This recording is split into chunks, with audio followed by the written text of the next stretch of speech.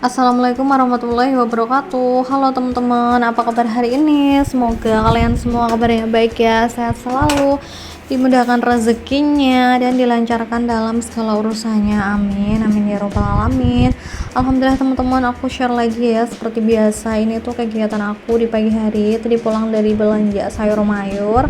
Lanjut, aku mau ngurusin dapur dulu. Masya Allah ya, cucian aku selalu numpuk. Kalau di tempat kalian gimana teman-teman? Apakah sama? Setiap hari itu ada aja yang dicuci ya. Apalagi kalau habis masak itu pasti cuciannya banyak banget ya.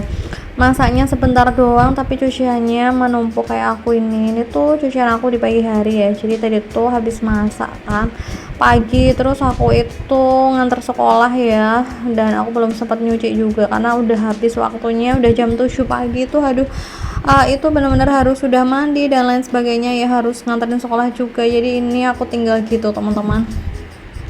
Tadi videonya aku cepetin karena kalau nggak dicepetin itu ya Masya Allah lama banget nyuci kayak gini, itu hampir sekitar 1 jaman lah, 1 jam 15 menitan adalah ya teman-teman. Pokoknya lama banget rutinitas nyuci, tapi aku seneng sih nyuci kayak gini tuh, kayak apa ya, sekedar ini loh, kayak refreshing gitulah ya nyuci tuh. Ini aku di depan belakang aku taruh kanebo ya, karena di sini itu airnya selalu mengalir gitu ya, nyiprat di depan sama di belakang di wastafel. Jadi aku kasih kanebo, dan menurut aku pakai kanebo kayak gini itu bisa lebih aman gitu menyerap air ya teman-teman, daripada pakai kain lap ya, karena udah lama banget aku pakai kain lap dan ternyata lebih menyerap kanebo karena dia bisa diperas juga kan, terus bisa dipakai lagi. Kalau kayak kain lap gitu kan biasanya harus di cuci, dijemur dulu kan, jadi lama gitu. Apalagi lap-lap aku tuh udah pada buluk banget, jadi udah pada jamur gitu, susah dibersihin ya. Ini aku terusin aja ya, lumayan banyak, tapi emang harus semangat ya mencuci, karena kalau nggak dicuci pasti bakalan nanti tuh semakin numpuk dan nanti bisa sumpek ya ngeliatnya kalau cucian itu kotor banget. Oh iya, kalian lagi ngapain teman-teman? Biasanya jam berapa sih kalian nonton video aku? Semoga kalian happy ya. Dan bagi kalian yang baru nemu channel aku ucapkan selamat datang ya, salam kenal. Di video aku ini adalah video tentang keseharian aku teman-teman sebagai ibu rumah tangga. Jadi keseharian aku tuh ya nggak jauh-jauh dari masa beres-beres dapur, pokoknya seputar itu aja, seputar kegiatan di rumah lah ya. Nggak jauh-jauh dengan kegiatan kalian juga ya, sama lah ya, kegiatan yang berulang. Terus ini tuh aku lagi nyuci wadah minyak, karena di bagian bawah itu tuh sering banget ya teman-teman gumpal gitu ya. Jadi kayak remah-remahannya tuh gumpal di situ, jadi udah banyak banget. Aku udah risih, jadi ini aku cuci-cuci aja. Oh ya, kalian biasanya ngilangin minyak kayak gini tuh pakai apa sih teman-teman? Soalnya aku tuh kalau nyuci pakai ini ya, sabun pencuci piring yang khusus buat minyak gitu ya, kayak nyuci wadah minyak, nyuci wadah saringan minyak kayak gini tuh susah hilangnya ya. Biasanya aku ulangnya sampai 3 kali ya, itu tuh kadang masih nempel gitu teman-teman, jadi agak susah gitu dihilanginnya. Terus ini aku habis ini masih ini ya nyuci, aku juga mau nyuci kanebo juga, mau bersihin sink ya. Biasanya tuh aku bersihin sink wastafel tuh setiap pagi sama sore ya, terutama nyikat ya teman-teman, soalnya takutnya nanti berlendir dan ngerak-ngerak ya, emang harus dijaga dan dirawat sih biar bersih. Nah, aku pakai sikat ini, namanya tuh sikat bunga matahari. Ini tuh menurut aku ya worth it dibeli ya, karena emang dia sih sikatnya tuh bulunya tuh banyak dan bersih dan enak juga gitu dipakai. Dan menurut aku bisa juga dijadikan sebagai pajangan ya, karena kan dia bentuknya seperti bunga matahari gitu teman-teman. Ya, sambil menemani aku beraktivitas di sini, aku mau membagi tips aja ya, cara mengatur keuangan agar dalam 1 bulan itu tuh cukup ya teman-teman. Jadi untuk mengatur keuangan rumah tangga itu bukan soal penghasilan besar atau kecil ya, tapi bagaimana soal cara kita itu mengelolanya ya. Banyak keluarga yang gajinya besar tapi tetap merasa kurang, dan ada juga yang penghasilannya tuh biasa aja tapi kebutuhan rumah tangganya itu bisa tercukupi sampai akhir bulan. Jadi menurut aku ya, kuncinya itu bukan hanya di jumlah uang yang masuk, tapi bagaimana uang itu diarahkan dengan benar. Karena kadang saat gajian datang itu perasaan kita tuh lega ya, rasanya semua kebutuhan tuh bisa terpenuhi. Tapi baru pertengahan bulan uang sudah mulai menipis, lalu muncul pertanyaan, uangnya tuh kemana gitu ya. Nah biasanya masalahnya tuh bukan karena gaji kurang semata ya teman-teman, tapi karena pengeluaran itu tidak diatur sejak awal. Jadi kayak uang keluar sedikit demi sedikit tanpa terasa dan akhirnya habis sebelum waktunya. Dan teman-teman, langkah pertama ya supaya gaji cukup sampai akhir bulan itu adalah membedakan kebutuhan dan keinginan ya. Karena ini tuh hal yang sederhana tapi sangat penting banget loh.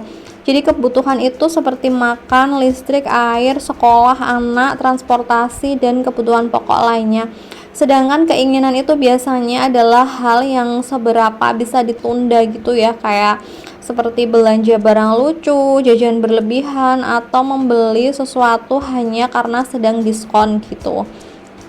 Jadi bukan berarti kita itu nggak boleh gitu ya menikmati hasil kerja keras, boleh saja membeli hal yang kita suka ya, tapi harus sesuai kemampuan dan jangan sampai mengganggu kebutuhan utama ya. Jadi kalau setiap melihat promo langsung belanja, lama-lama keuangan tuh jadi berantakan. Nah diskon itu hemat ya kalau memang benar-benar dibutuhkan. Jadi kalau beli barang yang tidak perlu itu tetap saja namanya keluar uang ya. Nah, langkah berikutnya adalah membuat pembagian uang sejak hari pertama gajian. Jadi jangan tunggu ya teman-teman uang itu hampir habis baru mulai berpikir. Jadi saat gaji masuk langsung aja tentukan gitu ya pos-pos pengeluaran, misalnya untuk kebutuhan dapur, tagihan bulanan, uang sekolah, transportasi, tabungan, dan dana darurat. Karena dengan cara ini uang itu punya tujuan jelas ya teman-teman sejak awal. Kalau uang tidak diberi arah, biasanya uang itu akan habis sendiri karena setiap hari itu selalu ada aja ya alasan untuk mengeluarkan uang. Kadang beli sedikit, beli itu sedikit, transfer ke sana sedikit, akhirnya jumlahnya jadi besar. Jadi penting ya teman-teman memberi batas untuk setiap kebutuhan. Nah, coba deh biasakan mencatat pengeluaran sekecil apapun. Banyak orang itu merasa ribet ya mencatat, padahal ini tuh sangat membantu karena kita itu ya tidak sadar uang itu habis karena jajan kecil berkali-kali, ongkos tambahan atau belanja impulsif. Kalau dicatat, kita itu jadi tahu kebocoran terbesar itu ada di mana. Tidak perlu buku yang mewah ya teman-teman, bisa dipakai di catatan di ponsel. Kalau aku tuh pakai catatan di HP ya teman-teman, kayak note gitu, tapi aku downloadnya di Play Store. Jadi dia tuh bisa di backup gitu di email. Nah, yang penting itu konsisten ya teman-teman mau dicatat di mana aja. Jadi dari catatan itu tuh kita bisa evaluasi. Jadi bulan ini tuh terlalu banyak jajan atau terlalu sering pesan makanan atau malah terlalu sering belanja online. Jadi kesadaran seperti ini tuh penting supaya bulan berikutnya itu bisa diperbaiki. Nah, salah satu kunci penting dalam keuangan rumah tangga adalah belanja dengan daftar.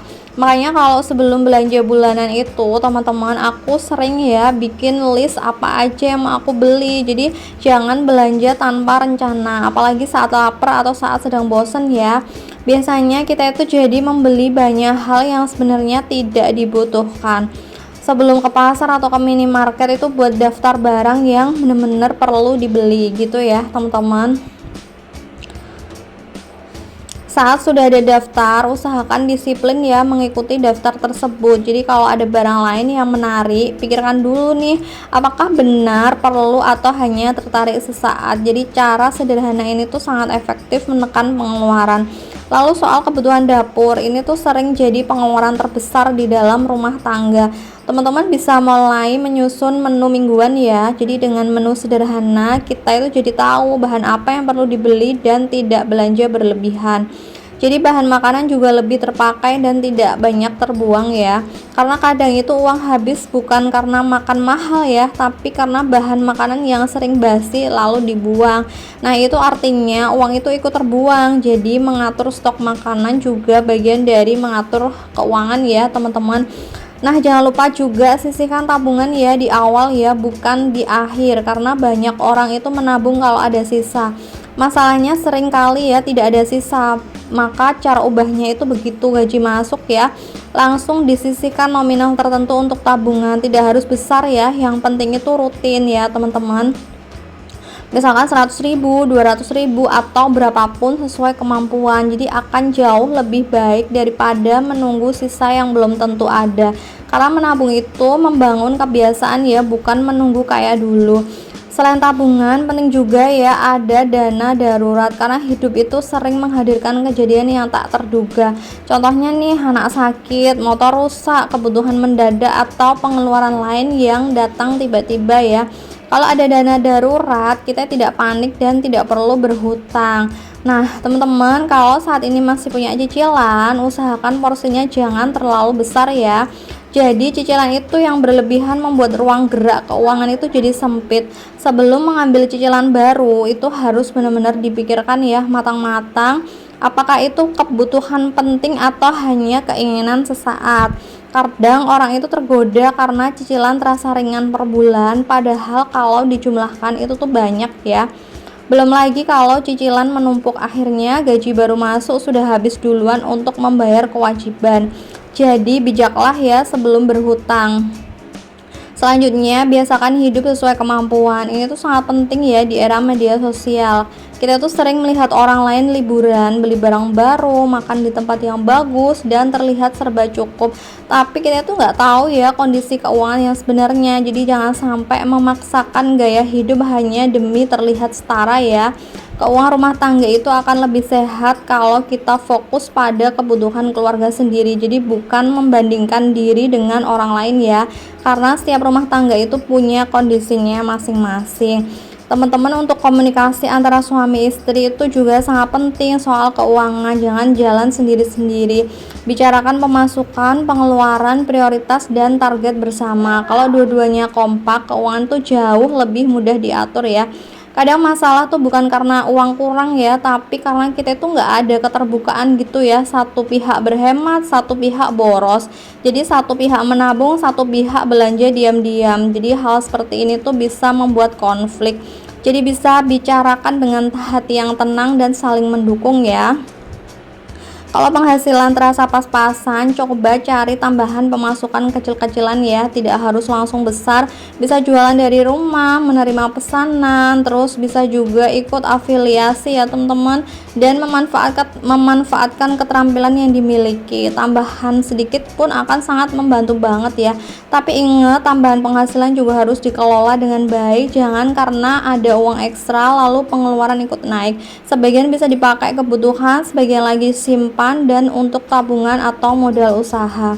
Ada juga kebiasaan kecil yang sering bikin boros ya, misalnya terlalu sering jajan minuman kekinian, sering check out barang murah yang sebenarnya itu tuh nggak perlu gitu ya, sering beli karena gratis ongkir, atau sering traktir ya demi gengsi. Kalau dihitung sebulan jumlahnya bisa besar. Coba kurangi sedikit demi sedikit ya, bukan berarti pelit, tapi lebih sadar prioritas. Di uang itu tadinya habis untuk hal kecil bisa dialihkan ke kebutuhan yang lebih penting. Nah, jangan lupa dievaluasi juga ya keuangan itu setiap akhir bulan, lihat apa yang sudah bagus dan apa yang perlu diperbaiki. Misalkan bulan ini tuh pengeluaran listrik naik, belanja dapur berlebihan, atau terlalu banyak jajan. Jadi dengan evaluasi rutin, pengaturan uang itu akan semakin baik ya dari bulan ke bulan gitu ya. Mengatur keuangan rumah tangga itu emang butuh disiplin ya. Kadang di awal terasa sulit, tapi kalau dibiasakan lama-lama tuh jadi ringan. Pokoknya sama seperti belajar hal lain, semakin sering dilakukan akan semakin sering terbiasa gitu ya. Nah, kalau teman-teman dengan tujuan mengatur keuangan tuh bukan supaya hidup serba menahan diri dan tidak bahagia ya, justru supaya hidup itu lebih tenang. Kita itu tahu kemana uang tuh kemana gitu ya, terpenuhi kebutuhan, tagihan aman, dan tidak stres sebelum akhir bulan. Ketika keuangan lebih tertata, pikiran juga lebih ringan, hubungan keluarga juga lebih nyaman karena tidak terus-menerus tegang ya soal uang. Jadi anak-anak pun bisa merasakan suasana rumah yang lebih tenang. Nah, mulailah dari sekarang ya teman-teman. Pokoknya semangat terus, mengatur keuangan rumah tangga itu adalah bentuk sayang kepada keluarga dan masa depan. Karena dari keputusan kecil hari ini, kita sedang mengembangkan kehidupan yang lebih tenang di kemudian hari. Nah, segini dulu ya teman-teman sharing dari aku. Semoga bermanfaat. Sampai jumpa di video aku selanjutnya. Assalamualaikum warahmatullahi wabarakatuh.